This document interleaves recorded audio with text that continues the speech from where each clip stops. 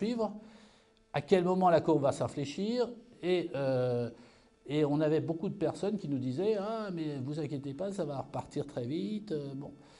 Alors nous, on a considéré que ça allait repartir vers 2026-2027, hein, l'inversion de la courbe pour reprogresser. On va voir en 2024, mais je pense qu'en 2024, elle sera pas très.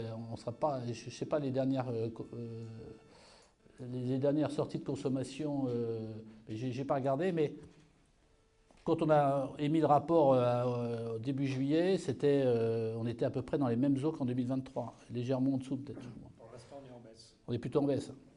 Donc nous, on a considéré qu'à partir de 2026-2027, ça allait augmenter, qu'après, ça allait augmenter assez sensiblement jusqu'en 2035, parce que si on veut passer de 445 même à 580, moi j'ai mis 580 parce que c'était plutôt mon pronostic personnel. Alors je sais que c'était la fourchette basse de RTE, et moi je pense qu'on sera plutôt sur cette fourchette basse, voire un peu en dessous, mais on était obligé de tenir compte de tout le monde. Donc on a mis 580 à 615, et en 2050, si ça continue à progresser, on pourrait être à 700 TWh. Donc il fallait qu'on regarde ce qu'on pouvait produire, ce qu'on était capable de produire pour arriver à ce... Et est-ce qu'on aurait un problème, sachant que, vous le savez mieux que tout le monde, en fait, les centrales nucléaires existantes étaient plutôt destinées à durer 40 ans au départ, et que tout le monde dit au bout de 40 ans, qu'est-ce qui se passe Alors, on a fait ce travail sur la consommation. On a aussi regardé bien sûr le fonctionnement du marché. Alors c'est quand même hyper compliqué, hein, les marchés électriques, parce que vous avez un marché de gros, vous avez des marchés de détail, vous avez l'AREN qui était supposée réguler à peu près la vente de l'énergie nucléaire. Il y a des dispositifs de soutien qui sont massifs, notamment pour les énergies renouvelables. Voilà, honnêtement, on a mis quand même pas mal de temps à y comprendre quelque chose dans tout ce fatras. Donc voilà. Alors, on a bien sûr attiré l'attention, je ne sais pas si finalement c'est dans le bon ordre mes slides, mais on a attiré l'attention sur, bien sûr, sur les énergies renouvelables, les éoliennes. M. Bouglet connaît bien le sujet. Parce qu'en réalité, la présence de ces énergies renouvelables augmente le coût de production. Donc, ce qu'on recherche, et je pense que tout le monde doit le rechercher, c'est avoir une électricité la moins carbonée possible et qui revienne le moins cher possible. Donc c'était quand même l'objectif qu'on avait. Et notamment sur ces énergies renouvelables, il y a le problème des investissements dans les réseaux. Alors, bien entendu, dans les investissements sur les réseaux, parce qu'on parle de 200 milliards, là, de 100 milliards pour RTE et de 100 milliards pour Enedis. Hein, ces 100 milliards, c'est aussi de la modernisation des réseaux qui n'ont pas été faits pendant un certain nombre d'années. Donc, on a une partie de modernisation, et on a aussi une partie de raccordement des nouveaux lieux. Et ces nouveaux lieux, en général, sur les énergies renouvelables, ils sont assez dispersés.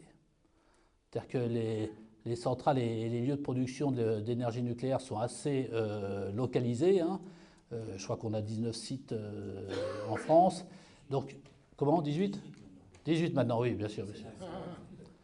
Oui, avec cette erreur. Bon, enfin, on en a 18. 18, c'était relativement facile à relier, à raccorder et puis à diffuser. Quand on disperse les éoliennes, quand on disperse les panneaux et autres, ça devient plus compliqué et forcément plus cher. Et ça, on a eu beaucoup de mal. En fait, on n'a pas réussi. Moi, mon idée, c'était de me dire, les 200 milliards qui nous annoncent d'ici 2040, comment on les répartit? En fait, on n'y est pas parvenu. Honnêtement, alors même si on a la force d'une commission d'enquête, c'est-à-dire qu'on demande des informations, je pense qu'on ne nous a pas tout donné de ce point de vue-là, et qu'on n'a pas réussi à décortiquer ces 200 milliards qui viennent se rajouter forcément au coût de production de ces énergies renouvelables. Alors, on a conclu sur le sujet des énergies renouvelables, sur le fait que pour nous, il fallait revenir à un déploiement raisonnable et équilibré des énergies renouvelables, essayer de faire en sorte qu'on considère que ces sources de production sont devenues un peu plus matures et qu'on a besoin de les aider un peu moins qu'avant. parce qu'on les a quand même énormément aidés, hein. On est allé jusqu'à, je crois, à peu près 40 milliards de coûts, hein, pour les finances publiques, donc c'est quand même assez considérable. Et puis, essayer d'avoir une répartition équilibrée. En fait, qu'est-ce qui se passe avec les énergies renouvelables? En fait, on les accepte au fur et à mesure des projets, mais sans planification, sans réflexion d'ensemble.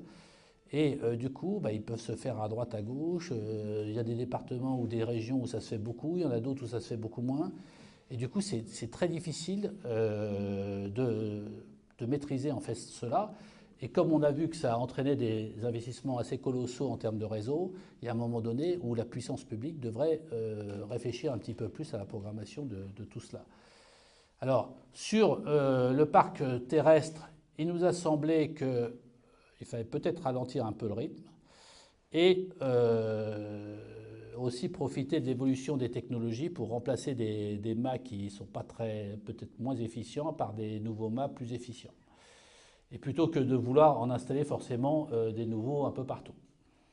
Et sur l'éolien en mer, là, il nous a semblé que le pari était assez risqué. Alors même si ça commence à se développer dans certains pays, mais et notamment sur l'éolien flottant, on considère que la maturité technique de l'éolien flottant est loin d'être validée. Et donc, globalement, alors, si j'avais été tout seul à conclure ce que je vous disais au début, j'aurais sans doute été plus sévère sur les énergies renouvelables.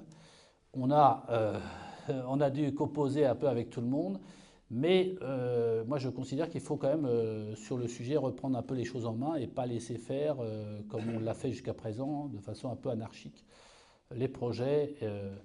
Et puis, on s'est penché bien sûr sur l'énergie hydraulique. Ah, je vais me taper. Non, mais je veux que tout le monde voit à peu près. Mais enfin bon, en même temps, sur l'énergie hydraulique, l'hydroélectricité, c'est quand même une énergie aussi qui est très stable. Je dirais que c'est quand même j'allais dire le fond de cuve. En tout cas, c'est la base avec l'énergie nucléaire de notre production d'électricité. Les énergies renouvelables dépendent du soleil et du vent, hein. Aujourd'hui, je ne pense pas que dans notre secteur, les panneaux étaient tellement rentables. Mais par contre, l'hydroélectricité, on a un souci. Alors on a un souci parce qu'avec la Commission européenne, vous êtes sans doute au courant, mais la Commission européenne aurait souhaité que les concessions de barrages soient remises en concurrence à chaque fois qu'elles venaient à échéance. En fait, ça n'a pas été le cas. Donc, qu'est-ce qui s'est passé? On a voulu renouveler tacitement en fait un peu les concessions. Et l'Europe ne l'a pas accepté, donc aujourd'hui on est dans un vide juridique. Ce qui fait que ce qu'on pourrait faire comme investissement dans l'hydroélectricité est quasiment bloqué par les problèmes de contrat et on n'en sort pas. Donc on ne veut pas remettre en concurrence parce que EDF a peur de perdre un certain nombre de contrats. On voudrait passer à un régime d'autorisation, mais Bruxelles ne veut pas. On pourrait imaginer une régie, ça veut dire que c'est les services publics qui reprend, mais ça aussi, c'est pas forcément ce que EDF souhaite et je ne sais pas si c'est trop souhaitable. Donc on est pour l'instant bloqué sur l'hydroélectricité et alors même si c'est pas l'hydroélectricité, c'est 10%, 12% je crois de notre production électrique. 18 ? Non, moi je dirais 12, mais bon. Je pense pas que ce soit 18. Hein. Et c'est 25% pour bon. les pointes. C'est 17% de la production mondiale. Mondiale. Et donc c'est une énergie, c'est la première des énergies renouvelables dans le monde et la première des énergies décarbonées bien loin devant le nucléaire, ce que les gens ne savent pas bien. Mais par contre en France, compte tenu effectivement de la place du nucléaire, c'est plutôt de l'ordre de 12-13% dans les dernières années. Ça dépend quand même évidemment de la... Bon, il y a une contestation, mais je pense que c'est à peu près 12%. Mais... Donc, pour les pointes, c'est 25% pour les pointes. Ça peut arriver, oui, bien sûr, bien sûr, bien sûr. C'est ça qui a rôle. Ah, bien sûr, bien sûr, bien sûr, bien sûr. Ça peut, parce que ça sert aussi, parce que comme on n'arrive pas à stocker l'électricité, ça sert aussi un peu de réservoir. Hein. Avec la pointe, effectivement, c'est beaucoup plus important. Tout à fait. Alors, pas de signal, j'ai pas appuyé assez vite. Je suis resté trop longtemps sur le même. Ah bah oui. Voilà. Après, bien sûr, on a passé une bonne partie de notre commission d'enquête quand même sur le sujet nucléaire, parce que bon, ben, le nucléaire fait partie de ces industries qu'on a laissé un petit peu tomber, en tout cas sur lesquelles on est beaucoup moins performant qu'avant. Et pour des raisons idéologiques, hein, quand même, il faut le dire, hein, on a laissé. Alors là, il y a une commission d'enquête, que vous avez sans doute suivi aussi à l'Assemblée nationale, qui a précédé la nôtre, qui était sur les raisons d'évolution de la production énergétique et notamment du nucléaire. Donc je ne vais pas revenir sur tout ce qu'ils ont dit, mais moi j'étais bien sûr d'accord avec ces sujets-là, mais on a quand même laissé, après avoir beaucoup investi dans le secteur dans les années 70, 80, 90, on a ensuite laissé beaucoup en jachère. Alors on a eu quelques petits projets à l'étranger, à l'exportation, et puis à Flamanville, mais on a abandonné les surgénérateurs, Astrid, bon, on a abandonné beaucoup de choses. Et jusqu'à ce que le président de la République change un peu de point de vue et l'affirme à Belfort. Donc nous, on a plutôt, on a poussé dans ce sens-là en essayant de voir comment on pouvait profiter de cette énergie nucléaire et essayer de redevenir des acteurs de pointe dans le secteur, sachant qu'il ne faut pas tarder parce que les compétences ont pris de l'âge.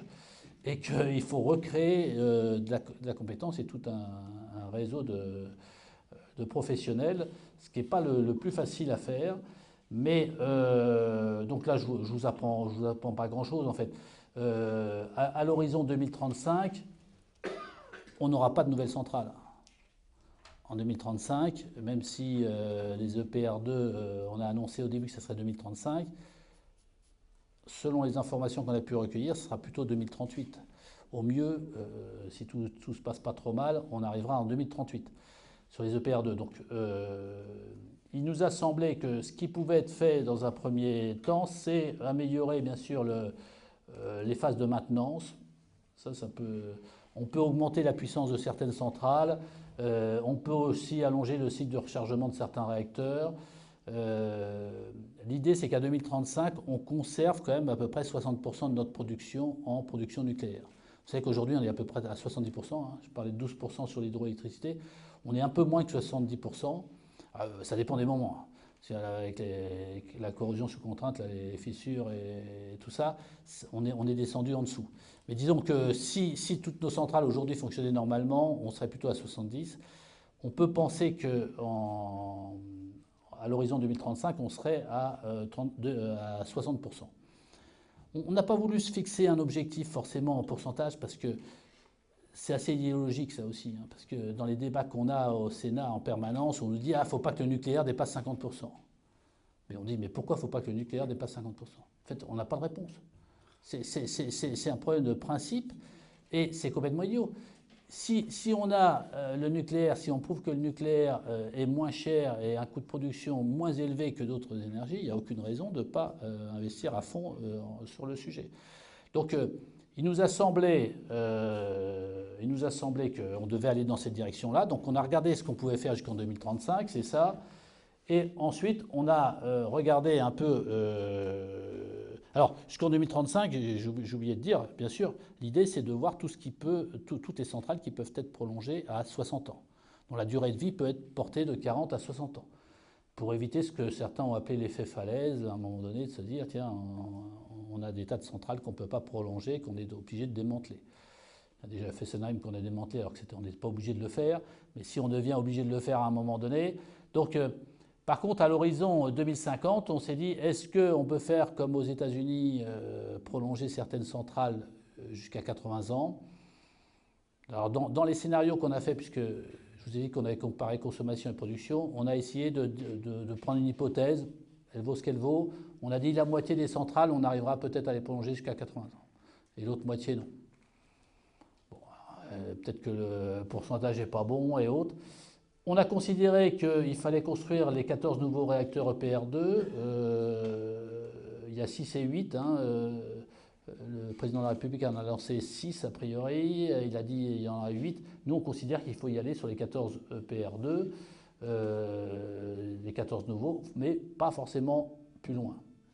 pas forcément plus loin, je vais y revenir un petit peu après. On a quand même un problème de financement de tout ce programme nucléaire, parce qu'aujourd'hui EDF est quand même très endetté. Alors même s'ils ont fait de très bons résultats en 2023, ils avaient fait des mauvais résultats l'année d'avant, donc c'est un peu du yo-yo. Je pense qu'il va falloir que l'État, à un moment donné, décide d'investir.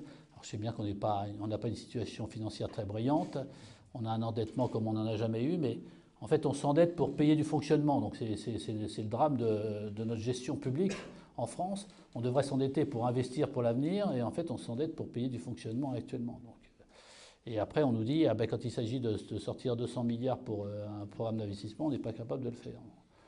C'est quand même fort dommage. Donc voilà. Donc, on pense qu'à l'horizon 2050, on aura encore entre 50 et 60% à peu près de nucléaire dans notre mix de production, si on fait cela.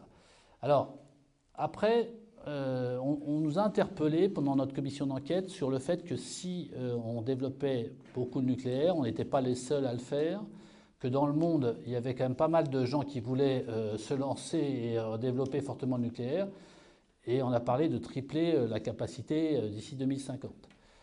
Et est-ce qu'on aura assez d'uranium? Donc ça, c'est un sujet sur lequel on nous a interpellés, et les personnes qu'on a pu interroger, certains nous disaient il n'y aura pas de souci jusqu'en 2100, il n'y a pas de problème. D'autres disaient à partir de 2050, on peut commencer à avoir des problèmes. Nous, on a considéré qu'on risquerait quand même peut-être d'avoir des problèmes, alors sauf découverte majeure, mais en la matière, c'est pas si évident que ça peut-être de découvrir des sites d'uranium. Et en plus, les endroits dans le monde où ils sont aujourd'hui produits, où l'uranium est produit, c'est des endroits qui ne sont pas forcément très sûrs à terme. Et géopolitiquement, on peut avoir des problèmes. Donc, c'est pas si simple. Et les endroits où il y aurait moins de problèmes géopolitiques, style l'Australie ou le Canada, on pense qu'on ne sera peut-être pas les premiers servis en cas de problème. Et si on n'est pas les premiers servis, ça veut dire qu'on risque de ne pas être servi du tout. Donc, à un moment donné, on s'est dit, qu'est-ce qui va se passer si on construit trop de centrales? Je parlais de 14 EPR2. Si on va au-delà, qu'est-ce qui se passe si jamais on a construit des centrales qui vont sortir en 2050-2060 et qu'en 2070, on nous dit, tiens, il n'y a plus de carburant. Donc, c'est pour ça qu'on a considéré qu'il était temps et qu'il était grand temps de relancer la recherche sur les réacteurs à neutrons rapides. Les RNR, qui serait quand même qui est l'avenir du nucléaire. Et donc on a considéré qu'il fallait changer un peu de braquet en la matière. Donc on l'a dit en juillet, nous sommes maintenant en octobre, il y a un nouveau gouvernement, mais pour l'instant on n'a pas de nouvelles sur le sujet, et on aimerait bien en avoir, parce que c'est vrai que plus on perd de temps et plus à l'arrivée on aura un décalage par rapport à nos besoins. Donc on a montré que ça prenait du temps, que ça ne se faisait pas en quelques années, mais en plusieurs dizaines d'années. Donc si on veut vraiment investir cette direction, et ça nous semble indispensable, il faut commencer dès maintenant à relancer les recherches de façon importante. Voilà. Alors, on a fait aussi un petit couplet quand même sur les discriminations de l'Union européenne, puisque normalement l'Union européenne, dans le traité de fondation de l'Union européenne, normalement les pays sont maîtres de leur politique énergétique et du choix, en tout cas du... Comment ? Il y a le traité Euratom. Oui, tout à fait. Et en réalité, le bouquet énergétique sur lequel on en a le droit, on a quand même des contraintes européennes qui nous imposent, non pas de la décarbonation, parce qu'on pourrait se dire, tiens, c'est de la décarbonation qu'on nous impose, on nous impose des énergies renouvelables, sans parler presque de décarbonation. Donc c'est là où il y a quand même un problème de fond, parce que qu'on nous dise, nous on a une énergie, quand même, une électricité qui est déjà très décarbonée, et on n'en tient presque pas compte, et on nous met des obligations, et on fait de la discrimination au détriment du nucléaire. Pardon, j'ai été là-dessus. On fait de la discrimination puisque le nucléaire ne peut pas être financé comme les autres sources d'énergie. Et alors il y a des évolutions, il y a un peu d'évolution récemment sur le sujet, mais ça reste encore fragile. ça reste fragile. Il va falloir voir comment la nouvelle commission, parce que dans la nouvelle commission européenne, je ne sais pas si vous avez suivi, je pense que vous avez suivi, mais il y a eu quand même des nominations de personnes qui ne sont pas forcément très pro-nucléaire. Et ça risque de compliquer le jeu. En plus, la France a plutôt été un peu déclassée dans la commission avec le départ de Thierry Breton. Tout ça, je dirais qu'on est plutôt allé dans le mauvais sens récemment que dans le bon sens. Alors, je vais assez vite, hein, parce que je vous résume les 800 pages, mais dans notre objectif aussi, alors, outre les aspects de production là, dont je viens de parler, on a bien sûr beaucoup évoqué les prix de l'électricité, comment obtenir des prix stables et les plus bas possibles. Hein. Alors, il ne faut pas qu'ils soient trop bas non plus, parce que comme c'est quand même une industrie qui réclame beaucoup de capitaux, il faut quand même qu'on ait un prix qui soit suffisant pour pouvoir payer des investissements assez colossaux. Donc, on s'est penché sur l'accord, on l'a mis entre guillemets, l'accord État-EDF de novembre 2023, parce que Bruno Le Maire y était très attaché, mais moi j'ai été très surpris, parce que quand on est allé à Bercy pour consulter les documents, parce que la commission d'enquête, il faut quand même se déplacer. Hein. On a dû se déplacer à EDF, on a dû se déplacer à Bercy pour aller voir des documents qu'on n'avait pas le droit de photocopier ou autre. Mais le soi-disant accord, c'était une feuille recto verso, hein, 29.7, non signée.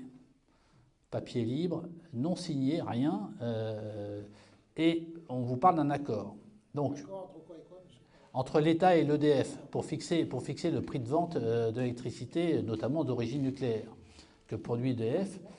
Et ils ont, dans ce soi-disant accord, ils avaient fixé un prix de 70 € en moyenne, avec des reversements si jamais le prix dépassait ce montant. Bon, je vous passe le détail, vous le connaissez sans doute, mais je ne veux pas rentrer trop dans les détails techniques. Mais il nous a semblé que ce prix moyen ne protégeait pas EDF des baisses des prix sur les marchés. Si les prix restent bas durablement, EDF va subir des conséquences pas négligeables, et ne garantissait pas non plus les consommateurs d'avoir un prix abordable. Donc, et entre-temps, l'État et EDF s'étaient battus au niveau européen, à Bruxelles, pour obtenir des contrats pour différence. Et ces contrats pour différence permettent d'avoir un prix à peu près fixe. Hein, et ils se sont battus pour avoir ces contrats pour différence sur l'électricité d'origine nucléaire. Et Bruxelles a accordé cette possibilité et en fait on ne l'a pas utilisée. Et on pense, nous, que c'est une erreur, qu'il aurait fallu qu'on utilise cet outil, ce contrat pour différence, conclu entre EDF et l'État, qui ferait que le prix de vente de l'énergie d'origine nucléaire par EDF serait compris entre 60 et 65 € le mégawatt pour limiter les variations de prix. Et de ce point de vue-là, on aurait un niveau qui serait supérieur quand même au coût de production. Le coût de production, on peut considérer que les EPR2, ça risque de se rapprocher de 60 € quand même. C'est encore un peu dans le flou, mais donc on devrait avoir un contrat pour différence qui soit au-dessus du coût de production des EPR2. Et alors, si j'ai parlé des contrats pour différence, parce que c'est un facteur de baisse du prix. Hein, c'est un facteur de baisse de prix par rapport au prix actuel. Dans l'avenir, on n'en sait rien, parce que comme on ne sait pas comment évolueront les marchés, mais aujourd'hui, le prix de l'électricité est à un niveau assez élevé, et avec le contrat pour différence, il pourrait baisser sensiblement. Et puis, il y a une grosse part de fiscalité dans le prix de l'électricité, vous le savez. Le prix de l'électricité, il y a trois composantes. Hein. Il y a la production, dont j'ai pas mal parlé. Il y a la distribution, on voit les réseaux. J'en ai moins parlé, quoi. J'en ai un tout petit peu parlé sur les investissements à venir. Et il y a la partie fiscalité. Ça fait à peu près un tiers, ça dépend des moments. Sur la partie fiscalité, il nous a semblé qu'il était souhaitable de baisser la fiscalité sur l'électricité parce que, comme je l'ai dit à plusieurs reprises, c'est une énergie décarbonée et que c'est un produit de première nécessité pour les consommateurs que vous êtes et c'est aussi un facteur de compétitivité pour notre économie, pour nos entreprises. Donc, on a cherché à voir comment on pouvait baisser au maximum cette fiscalité, notamment pour ce qu'on a appelé la consommation de base. Parce que baisser la fiscalité sur la totalité de la production, la consommation électrique, on trouvait que ce n'était pas forcément juste. D'abord, bon, parce qu'il y a des consommations contraintes, hein, on est obligé de se chauffer, on est obligé de faire cuire ses aliments, mais on n'est pas obligé d'avoir une piscine ou d'avoir son jardin éclairé avec des spots. Voilà. Donc il y a consommation de base et consommation choisie, hein, voulue, consentie. Et donc on a cherché à faire cette différence-là en disant on allège la fiscalité sur la consommation de base, mais pour tout le monde. Vous consommez beaucoup. Qui sait ici combien il consomme d'électricité par an? Il y en a quand même un. Il y en a deux. Trois. C'est pas mal, 4, 5. Oui, ben vous êtes quand même des personnes averties, parce que la dernière réunion que j'ai faite à Angoulême, sur le sujet, il n'y avait personne. Il n'y avait que des élus, hein, excuse-moi Catherine. Fabien aussi, mais il n'y avait que des élus, il n'y en avait aucun qui connaissait sa consommation électrique. Donc nous on s'est dit, je pense que c'est un peu haut, hein, ce qu'on a proposé, les 4,5 mégawatts sans chauffage électrique et 6 mégawatts par an avec chauffage électrique, c'est un petit peu haut. C'est la consommation moyenne des Français. C'est ce qui nous a été donné par RTE. Je pense qu'il faudrait baisser un petit peu. Mais sur cette partie-là, notre souhait, c'était de baisser la TVA à 5,5, plutôt qu'elle soit à 20%, et l'accise sur l'électricité de 21 à 9,50 €. Pourquoi 9,50 €? C'est parce que c'est la base qui est versée aux collectivités territoriales. On ne voulait pas affaiblir les collectivités territoriales. C'est historiquement, il y avait cette partie-là. Et donc, on a laissé les 9,5 pour s'assurer qu'on pouvait continuer à baisser. Et au-dessus de cette consommation de base, en fait, on aurait une assise de l'électricité qui serait remontée à 32 €, ce qui était avant la crise. Et aujourd'hui, je ne sais pas si vous avez entendu parler des projets du gouvernement, mais ils parlent même de monter à 42, voire à 50, voire au-delà. Alors, pourquoi ils veulent le faire? Parce que, bien sûr, ils cherchent de l'argent. Comme on a des déficits colossaux et une dette colossale aussi, on cherche de l'argent, et que comme le prix du marché de l'électricité a baissé sensiblement, il était au sommet en 2022-2023, et les tarifs réglementés de l'électricité, j'essaie de ne pas être trop technique, mais les tarifs réglementés d'électricité sont basés sur les moyennes des prix des 2 dernières années. Donc ça veut dire qu'en 2024, vous êtes basé sur les prix de 2022 et 2023. Donc les prix de 2022 et 2023 sont les plus élevés. Donc en 2025, les tarifs réglementés vont être basés sur 2023-2024. Donc on va éliminer 2022 et on va mettre 2024. Et 2024, c'est beaucoup plus bas que 2022. Donc si on ne touche à rien, vos tarifs d'électricité devraient baisser d'à peu près 25-30% cette année. Donc j'imagine que vous ne savez pas quel est le prix du mégawatt chez vous. Si? Ah, il y en a quand même quelques-uns. Il y en a quelques-uns quand même. Non, c'est mégawattheure, oui, mégawattheure, pas mégawattheure. Et donc si on ne touche à rien, c'est ce qu'on devrait avoir. Et en réalité, non, c'est parce que j'ai pas bougé. Je vais vous refaire un petit coup là dans l'autre sens. Non, ça devrait aller. Ça va revenir. Bravo.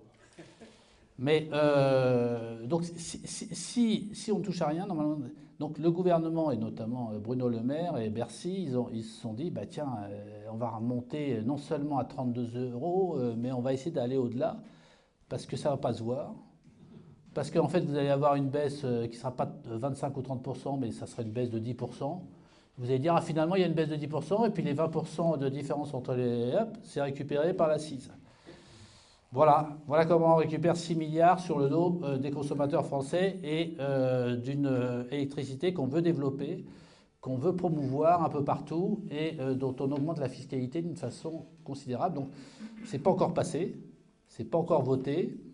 Ah, attendez, le budget, avant qu'il soit voté, là, ça va pas être simple, hein, parce que pour moi, c'est presque mission impossible. Mais ceci étant, pour nous, ça va à l'encontre de ce qu'on a souhaité dans notre commission d'enquête et qu'au Sénat, on a voté à la quasi-unanimité. Donc, je vois mal comment, au Sénat, on va pouvoir voter cette disposition. De plus, on vont augmenter les taxes sur le gaz. Ben, bien entendu, le gaz va être moins taxé maintenant que c'est une énergie fossile, moins taxé que l'électricité, même l'essence aussi. Donc à un moment donné, il y a un problème, quoi. Donc c'est absolument incohérent. On peut le comprendre sur le plan des recettes, mais moi qui suis un fervent d'équilibre budgétaire, je pense qu'aujourd'hui, on doit commencer par baisser la dépense avant d'augmenter les recettes. Voilà, on a déjà augmenté beaucoup les recettes et on est un pays où les impôts sont quand même assez élevés. Voilà. Je passe parce que ce n'est pas le sujet de l'exposé ce soir, mais voilà. Donc, et l'idée, ce serait de décorréler bien sûr le prix de l'électricité du prix du gaz, de façon à ce que on l'ait plus par rapport à la production. Voilà. Donc, on a montré, on a fait des exemples, mais avec la consommation de base, sur la consommation de base, on pourrait aller jusqu'à 40% avec le CFD et avec la baisse de la fiscalité dont on a parlé. Ce qui fait quand même, en termes de pouvoir d'achat, on parle toujours du pouvoir d'achat et notamment du pouvoir d'achat de ceux qui vivent le moins bien en France. Ben, même ceux qui vivent le moins bien en France, ils consomment de l'électricité. On peut vous dire qu'on ait des revenus ou pas de revenus, on consomme de l'électricité et à un moment donné, on a des factures. Donc, ces factures, ben, si on pouvait baisser sur la consommation de base, il y a quand même pas mal de Français qui bénéficieraient d'un coup de pouce qui serait le bienvenu. Donc c'est ce qui nous a semblé, voilà, sur le sujet. Alors après, on a fait ça sur la facture des ménages, sur la facture d'un boulanger. C'est un peu moins parce qu'il y a un peu moins de taxes, donc du coup ça a moins d'impact, mais ça peut aussi faire quand même un impact pas négligeable sur une facture d'un boulanger. Voilà, je pense que je suis allé au bout des slides. J'ai essayé de résumer le plus complètement, mais aussi le plus succinctement possible, l'ensemble du travail de notre commission d'enquête. Et puis je suis à votre disposition si vous avez des questions ou des suggestions, des points qu'on n'aurait pas bien vus, pas suffisamment